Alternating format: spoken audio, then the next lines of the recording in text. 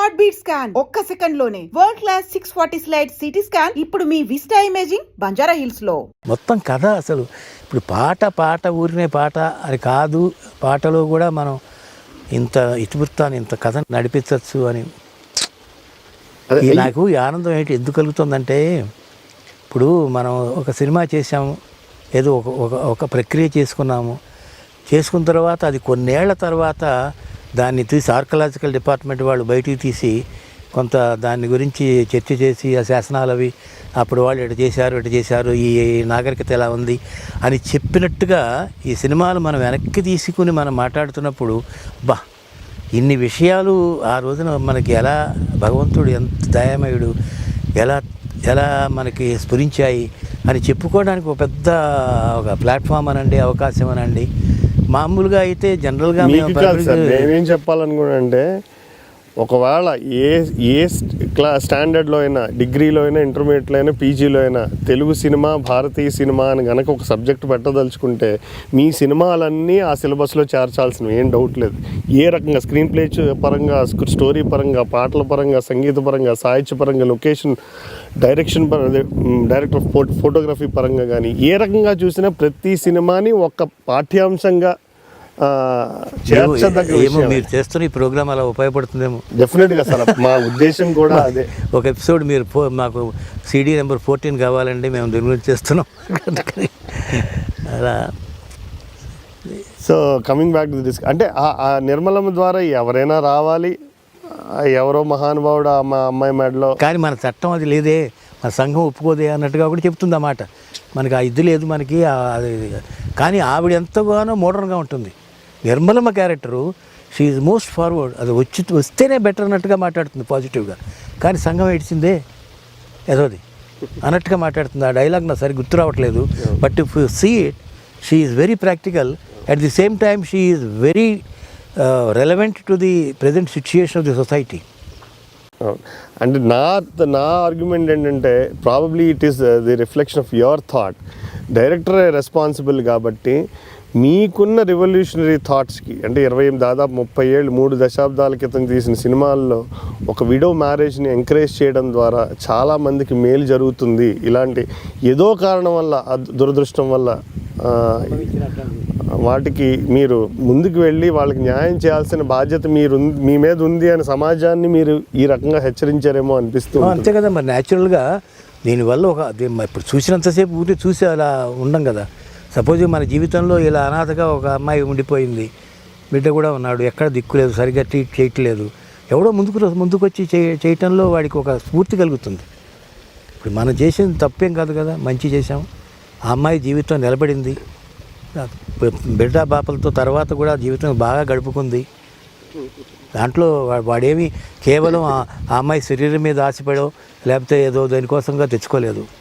అది కూడా చాలా గమ్మత్తు, ఆశ్చర్యం వేస్తుంది నాకు.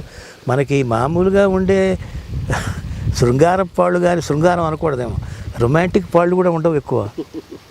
నిజంగా అంటే వీళ్ళందరూ దృశ్య కావ్యం అంటారు, కానీ కావ్యాల్లో కూడా మరి ఒక శకుంతల, ఒక దుష్యంతుడికి ఇవన్నీ ఎవరికి వాళ్ళకి ఏదో కొంత ప్రేమకు సంబంధించి సినిమా అన్న తర్వాత గట్టిగా ఉండాలి, కొన్ని ఉండాలి.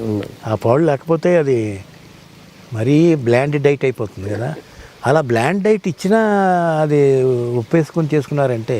ఇప్పుడు నిజానికి స్వాతి ముత్యంలో రాధికను కమల్ హాసన్కి ఎక్సెప్టింగ్ దట్ సాంగులో అంత చెప్పింది అమ్మాయి చేసి నువ్వు కన్సుమేట్ చేసుకోలేదు మ్యారేజ్ అని వాడికి దాని పేరు ఏమిటి, చాకలమ్మాయి ద్వారానో ఏదో తెలిసిన తర్వాత ఇంకా అమ్మాయి అంతకాలం అలాగే ఉండి జాగ్రత్తగా ఉంటూ అతనితో, అప్పుడు తప్పిస్తే ఎక్కడ మీకు అసలు ఒక ఇది కనిపించదు. And that is the right place for her to meet him. That is అందుకని అదే ప్రతి పాత్ర అలా మనం అనలైజ్ చేసుకుంటూ పోతే నిర్మలమ్మ క్యారెక్టర్ గురించి మనం చెప్పుకుంటూ వచ్చాము. అసలు యాక్చువల్గా అమ్మాయి నిజంగానే ఎంత మోడర్న్ థాట్ లేకపోతే వాళ్ళిద్దరినీ భార్యాభర్తలుగా వాళ్ళని స్వీకరించి ఆశీర్వదించి బొట్టు పెట్టు, అక్కడ గడపకు రాసిన బొట్టు పెట్టమని మనవరాలకి చెప్పి ఆ చెయ్యి వదలకమ్మ ఆ చెయ్యి, ఇన్నాళ్ళు వాడు చేయి పెట్టుకుని నేను నడిపించాను, ఇప్పుడు నువ్వు దొరికావు, నేను నిశ్చింతగా ఉండగలను వాటే క్యారెక్టర్ అది. Believing all the traditions, that women is so modern in thought and practice also. అవతల వాడు మామూలు మనిషి, ఆ వీరభద్రరావు క్యారెక్టర్ మామూలుగా తిట్టే మనిషి. నీకేం ఆయురోగం వచ్చింది ఇప్పుడు వాడు పెంచుకోసారి అని అడగగల మనిషి. ఎంత కాంట్రాస్ట్ నిజంగా. అది పరిపూర్ణంగా ఆ క్యారెక్టర్ పండిపోయింది. వీరమల్మ క్యారెక్టర్ వరకు మనం ఆలోచిస్తే రైట్ ఫ్రమ్ ది బిగినింగ్ అలా వెళుతూ వస్తే ఆ సీనే చాలా అద్భుతంగా, మొత్తం టోటల్ సీనే అద్భుతం. అది వదిలిపెట్టకమ్మా, అలాగే ఆ చెయ్యి పట్టుకుని అన్నీ నేనై ఇన్నాళ్ళు నడిపించాను. నా చెయ్యి పట్టు తప్పే సమయానికి భగవంతుడు నిన్ను చూపించాడు. రామ్మా రా. చిట్టి,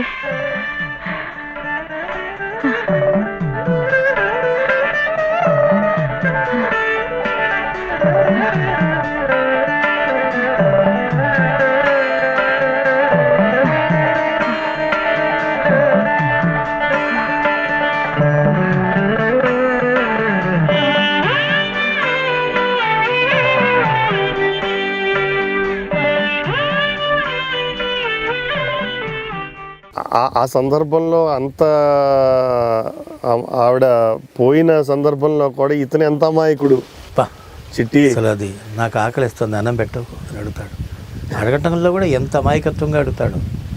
అదొక్క ఎత్తు అయితే ఆవిడ ఒక రకంగా ఆయన వైపు చూస్తుంది రాధిక. ఓహో ఇతను ఇంత అమాయకుడు ఇప్పుడేంటి అని ఒక క్వశ్చన్ మార్క్. అంటే అమ్మాయి ఇప్పుడు చూసినా మీరు అబ్జర్వ్ చేయండి, వెనకాతల పసికుర్రాడు కూడా ఉంటాడు. కరెక్ట్, ఆ ఫ్రేమ్లో ఉంటాడు. వాడు ఏదో గోడ గీకుతూనో లేకపోతే ఏదో చేస్తూనే ఉంటాడు. ట్రైన్లో కూడా ఇద్దరిని తలో ఒడిలోనే పడుకోబెట్టుకుంటుంది. పెడుతున్నప్పుడు ఒక షాట్ ఉంటుంది, వీడికి నిద్రచ్చి పడుకున్నాడు, వాడు ఆల్రెడీ నిద్రచ్చి పడుకున్నాడు. ఇప్పుడు ఇద్దరు పిల్లలు. అది ఎంత గొప్ప షాట్ సార్. అంటే వెళ్ళిపోయిన తర్వాత ఇప్పుడు నాకు ఇద్దరు పిల్లలు.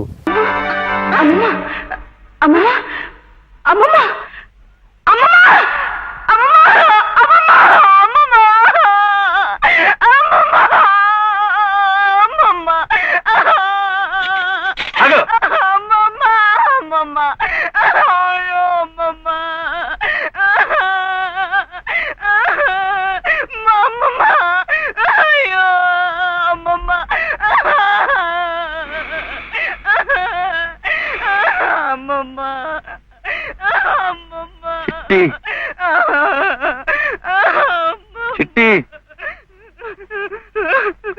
ఆకలేస్తోంది, అన్నం పెట్టవా?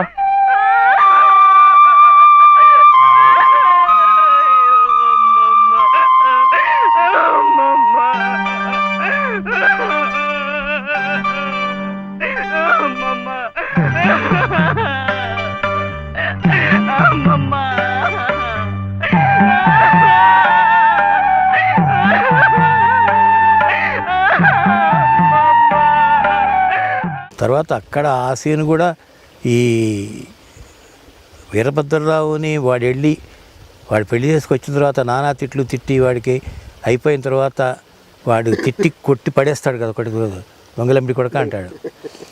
అక్కడ ఆ సీన్ కూడా ఎంత అద్భుతమైన సీను. అసలు ఆ డైలాగ్ మీరు ఒకప్పుడు అడుగుతున్నారు మాడ్యులేషన్ గురించి, వాడి గురించి కూడా వేశాను. అక్కడ ఒకటే డైలాగ్ వీడికి, దొంగలంబడి కొడక, నువ్వే దొంగలంబడి కొడక. ఏమిటి చెప్పు. ఆ కోపం వచ్చినప్పుడు ఆ మనిషికి ఒక సార్ట్ ఆఫ్ అది తప్ప వాడికి ఏం దొరకల. నన్నే అంటావరా అథవా అని చెప్పి కొట్టం మొదలు పెడతాడు. ఇక్కడ ఒక విషయం చాలాసార్లు చెప్పానేమో, మళ్ళీ చెప్పినా చెరవడం కాదు. ఇక్కడ యాక్చువల్గా వాడి చావు కొట్టి రక్తం వచ్చేట్టుగా చూస్తున్నప్పుడు రాధిక క్యారెక్టరు వీరభద్రరావుని ఆపి ఒక పేజీ డైలాగ్ మాట్లాడుతుంది. రాసుకున్నాం, ఎందుకు కొడుతున్నావు వాడిని, అసలు వాడు చేసిన తప్పేమిటి, తప్పున్నారా ఎదవా, ఒక వెదమ్మని పెళ్లి చేసుకుని ఇంటికి తీసుకొస్తాడా, నువ్వేం చేసావు, నువ్వు పెళ్ళకపోయిన పోగానే నువ్వు పెళ్లి చేసుకోలేదా, మగాడికి ఒక రూలును ఆడదానికి ఒక రూలునా, ఏటే మాట్లాడుతున్నావు, ఇంత రాశాం బ్రహ్మాండంగా ఉంటుంది, తప్పట్లో కొడతారని మా ఉద్దేశం. పేజీ డైలాగు చాలా బాగా వెల్ రిటర్న్ డైలాగ్. నాకు రాత్రి నిద్రపట్ల ఏమిటి ఇంత మాట్లాడుతుంది, ఈ భాషను ఏమిటి, ఇంత సీన్ అయిపోయిన తర్వాత ఎందుకు ఈ మాటలు బాగానే ఉన్నాయి, మాటల వరకు బాగానే ఉన్నాయి, మాటలు ఏమిటి అని అనిపించిన తర్వాత దెన్ నాకేదో ఒక ఫ్లాష్ వచ్చిన తర్వాత మా అసిస్టెంట్కి చెప్పేశాను. ఆ అమ్మాయికి ఏంటంటే మనం డైలాగు రాసి అమ్మాయికి చెప్పాలి, రాసుకోదు, చదవలేదు. అందుకని నేనేం చెప్పానంటే మీరు డైలాగ్ ఇవ్వకండి అమ్మాయికి, ఏమి చేయొద్దు, మీరు మాట్లాడుకుంటూ నేను వచ్చేస్తున్నాను నేను అని మా గానుగా అది మనం సెట్ చేసాం. ఓకే. గానుగ సెట్టు, వీళ్ళ ఇల్లు కూడా సెట్టే. ఈ డాబా మాత్రం ఉంది అక్కడ ఆ స్థలంలో. ఓకే. ఒరిజినల్గా డాబా ఉంది, స్థలం ఖాళీగా ఉంటే గానుగ ఆనుకుని ఒక ఇల్లు మనం సెట్ వేసుకున్నాం. చెప్పేశాను వాళ్ళకి. పొద్దున వచ్చేప్పటికి ఏమిటో తెలియదు వాళ్ళకి, నువ్వు ఇవ్వద్దు అని చెప్పాడు. అక్కడి నుంచి ఆఖరికి ఎవరికి ఏమీ తెలియదు కూడా. వాడు ఆపేసిన తర్వాత వాడిని పైకి లేపి కర్ర చేతికి ఇచ్చి ఇట్లా ముందరికి తోస్తుంది అంతే. చప్పట్లండి థియేటర్లో. మొత్తం ఈ డైలాగ్ అంతా తీసేసి ఈ గెచ్చరే పెడితే ఎంత అప్లాజో చెప్పడానికి వెళ్ళలేదు. అంటే ఒక్కొక్కప్పుడు లాస్ట్ మినిట్ చేంజ్ మంచి ఇవ్వచ్చు, లేదు కొన్ని ఇంపార్టెంట్ పాయింట్స్ మిస్ కావచ్చు. అలా ఆ సీన్ పండిపోయింది. వాడు కొడతాడు, వాడు కోపం అంతా గ్రిల్ మీద చూపించేస్తాడు ఆరికి. ఇప్పటికీ చెబుతుంటాడు కమల్ హాసన్, అది ఎంత బాగా మీరు తీశారు అన్నట్టుగా. అంటే వాడు దాంట్లో పొడిచి అని వాడిని కొట్టినట్టే వాడి ఫీలింగ్. వాడు సావ కొట్టాడు, వాళ్ళ దూరాడు, లోపలికి వెళ్ళాడు, ఆ గ్రిల్ తలుపేసారు, వేసేసి లోపలికి వెళ్ళిపోయింది భార్య. గ్రిల్నే పాడతాడు పట్టుకొని. అది ఎంత లైక్ చేస్తాడో. అంటే మన కోపం ఒక్కప్పుడు అలా మనం తెలియదు, అద్దులు దాటేస్తుంది. అప్పుడు తల్లి మళ్ళీ అప్పుడు చేపట్టుకుని వస్తే అక్కడి నుంచి నెక్స్ట్ సీను, అక్కడి నుంచి ఆ తల్లి ఆ ముసలావిడ వాడి బొట్టు పెట్టేసడం. అలాగా almost the marriage is officially solemnised here.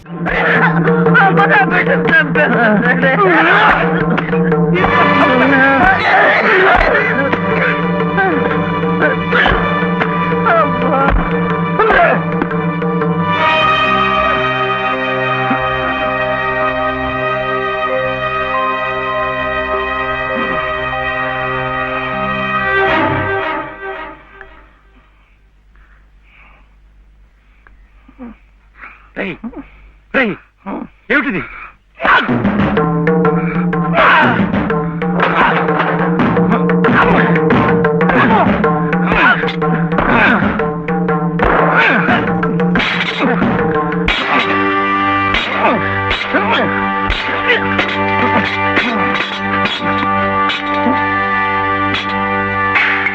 And for more videos, please subscribe to iDream. Please subscribe to iDream. Please subscribe iDream. And please subscribe to iDream.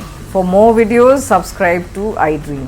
please like, share and subscribe to the channel. Congratulations, iDream. Subscribe to iDream. Subscribe to iDream. So subscribe to iDream Media. iDream ki iDream team andarki huge congratulations. Please subscribe iDream Media. Please subscribe to iDream. Subscribe iDream. Please subscribe to iDream. iDream అంటే నా కళల ఛానల్ను subscribe చేసుకున్న నోరు తిరుగుతలేదు, మీరైతే గంట గుర్తు కొట్టండి. For more such videos, please subscribe to iDream. Subscribe to iDream. Please subscribe to iDream. Please subscribe iDream Media. Please do subscribe to iDream. Please subscribe to iDream Media. For best entertainment and information, please subscribe iDream. And don't forget to subscribe to iDream.